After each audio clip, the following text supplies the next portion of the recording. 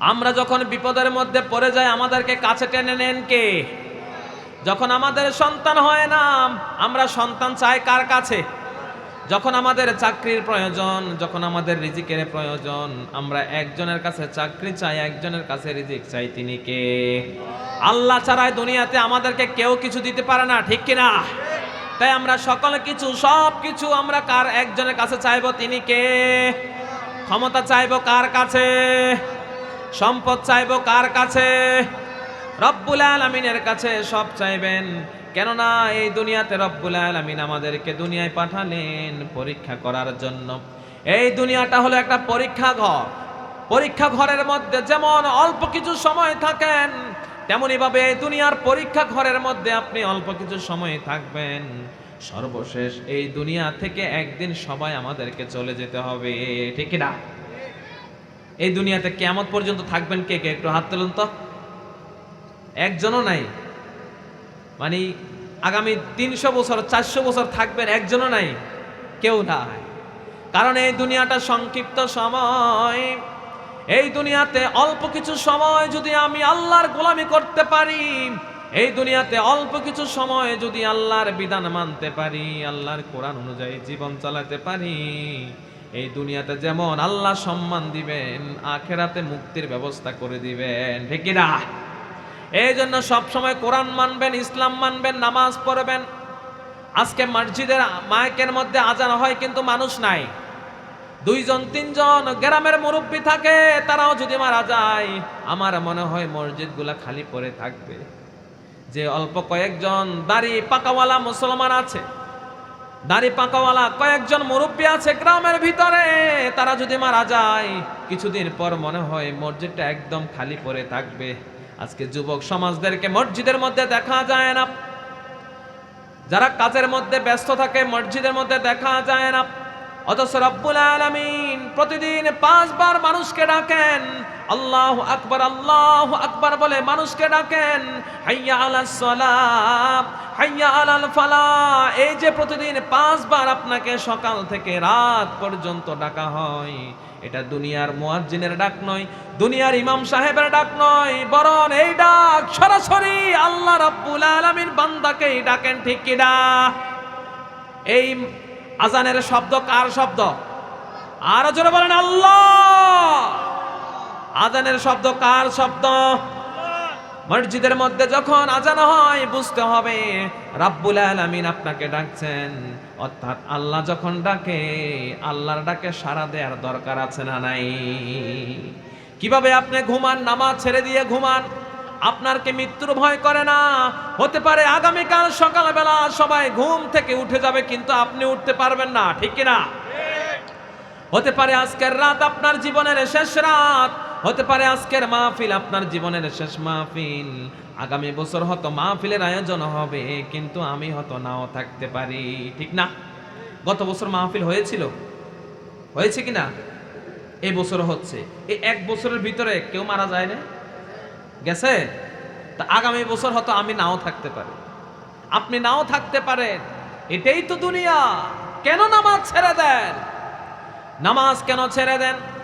কারণ নামাজ হলো জান্নাতের চাবি।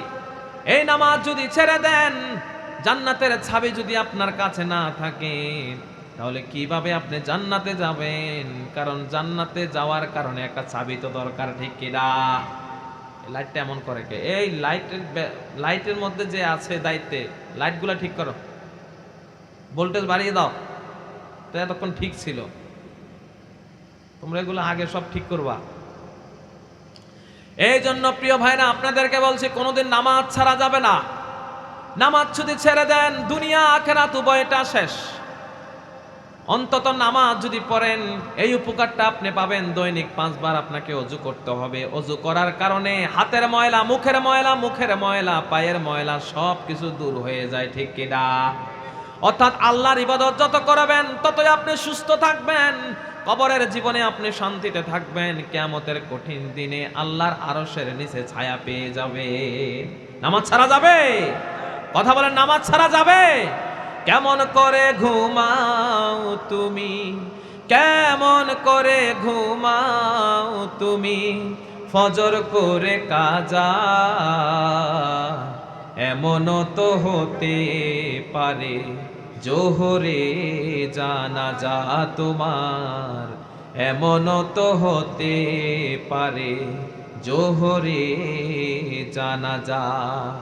মুসলিম হয় না জন্ম নিলে মুসলমানের ঘরে, কাফের মুমিন তফাতটা হয় সালাতের উপরে, মানুষ সালাতের উপরে। এই জীবনে নামাজ যেন ও মুসলমান, এই জীবনে নামাজ যেন হয় না কবু কাজা, এমনও তো হতে পারে জোহরে জানাজা তোমার, এমনও তো হতে পারে জোহরে জানাজা। ঠিক না? কিভাবে আপনি নামাজ ছেড়ে দেন? জোহরের নামাজ পড়লেন, আসরের সময় জানাজার নামাজ হয়ে যেতে পারে, আসরের নামাজ পড়লেন না, এমনও হতে পারে মাগরিবের নামাজ পড়ার জন্য সময় পাবেন না। কারণ আপনি দুনিয়ার সময়টা বড় সংক্ষিপ্ত। মৃত্যুবরণ করতে 1 মিনিট লাগে না, 1 ঘন্টা লাগে না, সেকেন্ডের মধ্যে মানুষ মৃত্যুবরণ করে। যে মৃত্যুটা আমাদের জীবনের সত্যি, যে মৃত্যুটা আমরা একদিন মৃত্যুবরণ করবই, এটা কোনোদিন মিথ্যা হতে পারে না। একদিন আমি দুনিয়ার মায়া ছেড়ে চলে যাব, পরিবারের মায়া ছেড়ে, সন্তানের মায়া ছেড়ে, পরিবার স্ত্রীর মায়া ছেড়ে, এই দুনিয়ার মায়া ছেড়ে যখন আপনি একদিন চলে যাবেন, কেন আল্লাহর নাফরমানি করে যাচ্ছেন? আল্লাহর নাফরমানি কেন করছেন? মরার পরে দেখবেন আমাদের আর কোনো দল নাই। এই দুনিয়াতে দলের অভাব নাই। এই দুনিয়াতে আওয়ামী লীগ আছে, বিএনপি আছে, জামাত, জাতীয় পার্টি, হেফাজত, মজলিস, কত দল আছে, কিন্তু মরার পরে দেখেন আর কোনো দল নাই। দল হলো 2টা। কয়টা? মরার পরে দল কয়টা? একটা হলো জাহান্নামী আর একটা হলো, এই জন্য বলি মরার পরে আর কোনো রাস্তা নাই, 2টা রাস্তা। কয়টা? এক হলো জাহান্নামী আর এক হলো জাহান্নামী আর এক হলো জান্নাতি। সব মানুষগুলা যখন কিয়ামতের ময়দানে উঠে যাবে, আর কোনো রাস্তা নাই। এক দল চলে যাবে জান্নাতে, আরেক দল চলে যাবে জাহান্নামে। রাসূল সাল্লাল্লাহু আলাইহি ওয়াসাল্লাম বলেন, ইউতাবি জাহান্নামা ইয়াউমা ইদিল লাহা ৭০,০০০ জিমাম, মা কুল্লি জিমামিন ৭০,০০০ মালাকিন ইয়াজুরুনাহু। রাসূল বলেন, কিয়ামতের দিন রব্বুল আলামিন ওই জাহান্নামটাকে কিয়ামতের মাঠের মধ্যে উঠাবেন। ওইকে জাহান্নামের চারপাশ দিয়ে ৭০,০০০ শিকল থাকবে। প্রত্যেকটা শিকলের পিছনে ৭০,০০০ করে ফেরেশতারা থাকবে। সব ফেরেশতারা টেনে টেনে জাহান্নামটাকে কিয়ামতের মাঠের মধ্যে উঠাবেন। ওই জাহান্নামের উপর দিয়ে বিশাল একটা রাস্তা হবে। ওই রাস্তার নাম হলো পুলসিরাত। কি নাম? জোরে বলেন না, আপনারা বললে আমার বলতেও মজা লাগবে। রাস্তার নাম কি? একদিন নয়, 2 দিন নয়, ওই পুলসিরাতের রাস্তা হলো 500 বছরের রাস্তা। আল্লাহু আকবার বলেন। একদিন নয়, 2 দিন নয়, 1 বছর নয়, 500 বছরের রাস্তা। কেমন রাস্তা হবে? বালাগানি আন্নাহু ওয়া দাক্কু মিনাশ শা'রা ওয়া হাদ্দু মিনাস সাইয়্যিব। ওই রাস্তাটা হলো চুলের থেকে চিকন, তলোয়ার থেকে ধারালো, আমাবস্যার অন্ধকার থেকে আরো বেশি অন্ধকার, এমন একটা কঠিন রাস্তা হবে। ওই রাস্তা দিয়ে প্রত্যেকটা মানুষকে পার হতে হবে, প্রত্যেক নবীকে পার হতে হবে, প্রত্যেক সাহাবাদেরকে পার হতে হবে, প্রত্যেকটা পুরুষ মহিলা সবাইকে পার হওয়া লাগবে। আল্লাহ রাব্বুল আলামিন বলেন, ওয়া ইম মিনকুম ইল্লা ওয়ারিদুহা কানা আলা রাব্বিকা হাতমান মাকদিয়া। রব্বুল আলামিন বলেন সূরা মারিয়ামের মধ্যে, প্রত্যেকটা মানুষকে ওই পুলসিরাতের রাস্তা পার হওয়া লাগবে। কেননা পুলসিরাতের ওই গোড়ায় থাকবে জান্নাত আর নিচে থাকবে জাহান্নাম। ওই জাহান্নামের উপর দিয়ে পার হয়ে প্রত্যেকটা মানুষকে জান্নাতের মধ্যে ঢুকতে হবে। আপনাকেও পার হওয়া লাগবে, আমাকেও পার হওয়া লাগবে, সব নবীদেরকে পার হতে হবে, সব সাহাবাদেরকে পার হতে হবে। আপনার ছেলে, আপনার মেয়ে, আপনার বাবা, আপনার মা, সবাইকে রাস্তাটা পার হওয়া লাগবে। আর কেউ যদি রাস্তাটা পার না হতে পারে, ওই জাহান্নামের আগুনের ভিতরে তাকে পড়ে যেতে হবে। বালাগানি আন্নাহু আদাক্কু মিনাশ শাআরা ওয়া হাদ্দু মিনাস সাইয়্যিব। ওই রাস্তাটা এত সহজ রাস্তা নয়। তলোয়ার থেকে ধারালো, চুলের থেকে চিকন, আমাবস্যার অন্ধকার থেকে আরো বেশি অন্ধকার। আর জাহান্নামটা সেদিন তর্জন গর্জন দিতে থাকবে। সামিউ লাহা শাহিকা ওয়া হিয়া তাফুর। রাসূল বলেন জাহান্নামের আগুনগুলা সেদিন টকবক টকবক করতে থাকবে। ভাতের মারগুলা যেভাবে টকবক করতে থাকে, জাহান্নামের আগুনটা সেদিন টকবক টকবক করতে থাকবে, উতরাতে থাকবে। আর জাহান্নামের আগুন হলো দুনিয়ার আগুন থেকে 70 গুণ বেশি তেজওয়ালা। নারকুম জুজউম মিন 70 মিন নারি জাহান্নাম। রাসূল বলেন জাহান্নামের আগুন দুনিয়ার আগুন থেকে 70 গুণ বেশি তেজ। কত গুণ? এই দুনিয়ার আগুনের মধ্যে বেশিক্ষণ হাত দিয়ে রাখা যায় না।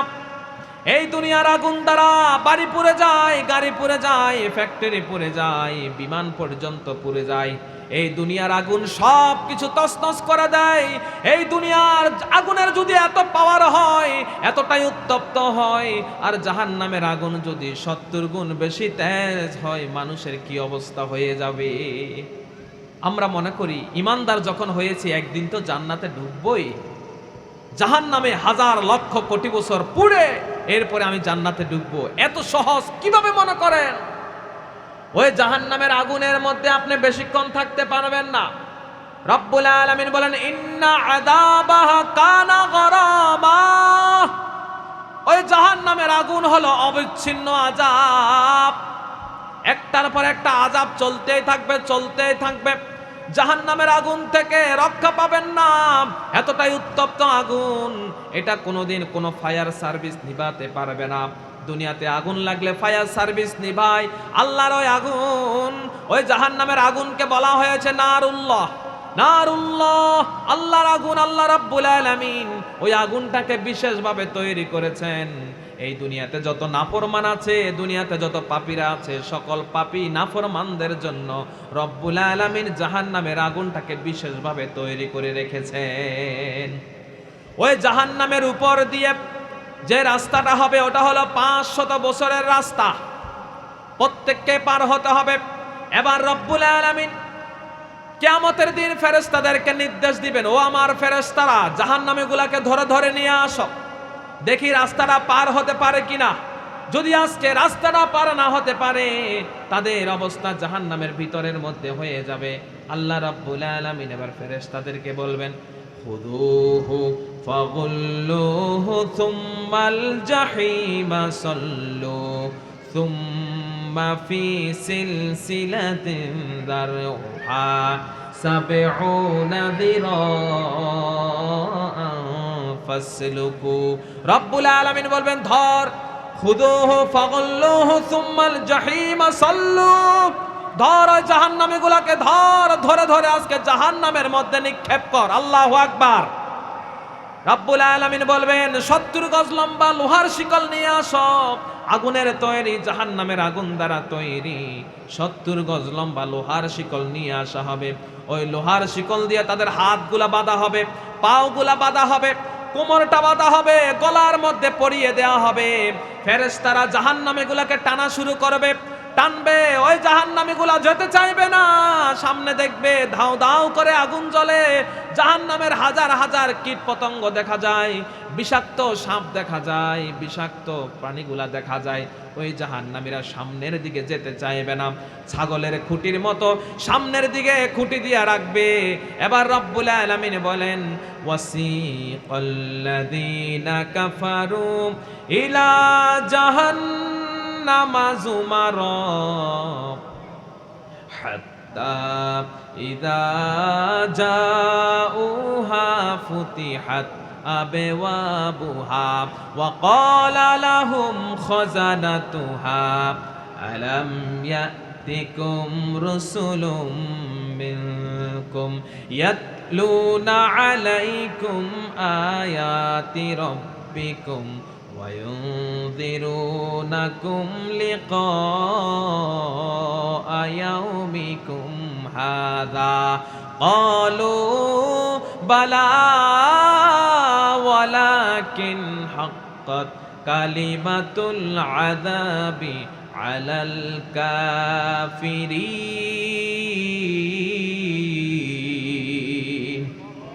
আল্লাহ রাব্বুল আলামিন বলেন এবার ধর জাহান্নামীগুলাকে হাকিয়ে হাকিয়ে জাহান্নামের মধ্যে নেওয়া হবে। ওই জাহান্নামীগুলা যেতে চাইবে না। এবার ফেরেশতারা পিছন দিয়ে পিটিয়ে পিটিয়ে জাহান্নামীগুলাকে জাহান্নামের সামনে যখন নিয়ে যাবে, আল্লাহ রাব্বুল আলামিন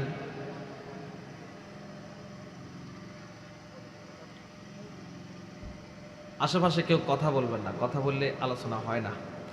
এবার যখন জাহান্নামীগুলাকে এবার পিটিয়ে পিটিয়ে জাহান্নামের সামনে নেওয়া হবে, জাহান্নামের ফেরেশতারা তাদেরকে বলবে, ও জাহান্নামীরা, কেন আজকে জাহান্নামের সামনে আসলাম? দুনিয়াতে তোমাদের কাছে কি নবী রাসূল যায় নাই? তোমাদের কাছে আলেম ওলামা যায় নাই? কাতগরের দিনিয়া মাদ্রাসার মধ্যে এত চমৎকার ভাবে আয়োজন করে তোদেরকে কি জাহান্নাম সম্পর্কে শোনায় নাই? কেন তোরা নামাজ পড়লি না?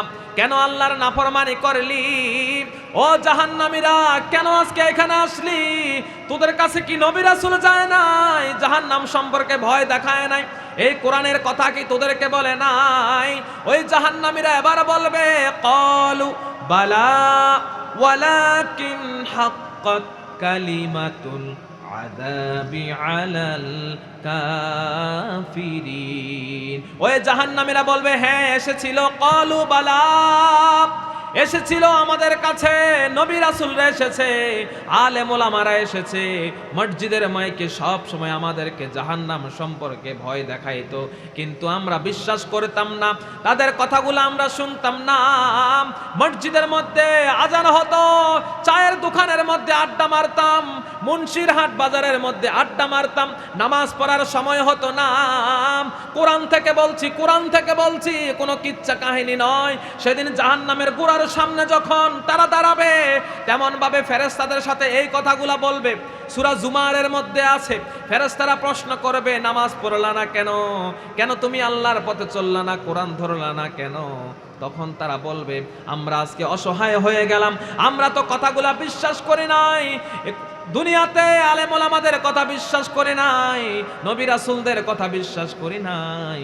এবার ওই জাহান্নামের ফেরেশতারা বলবে, ঠিক আছে, দুনিয়াতে যখন তাদের কথা বিশ্বাস করলা না, আজকে জাহান্নাম ছাড়া তোমাদের কোনো উপায় নাই। কিলা দুখুলু ফিহা, ঢুকো আজকে জাহান্নামের মধ্যে ঢুকো। কিলা দুখুলু ফিহা ফাবিসা মাসওয়াল মুতাকাব্বিরিন।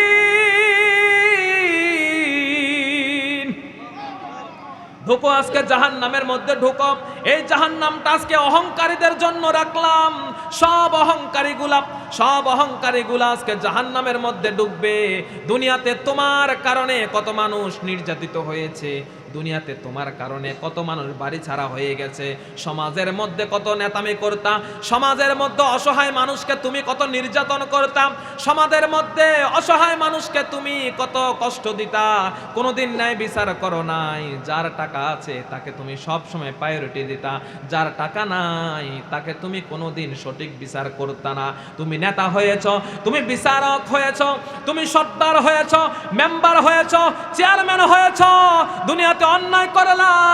কিলা দুখুলু ফিহা ফাবিসা মাসওয়াল মুতাকাব্বিরিন।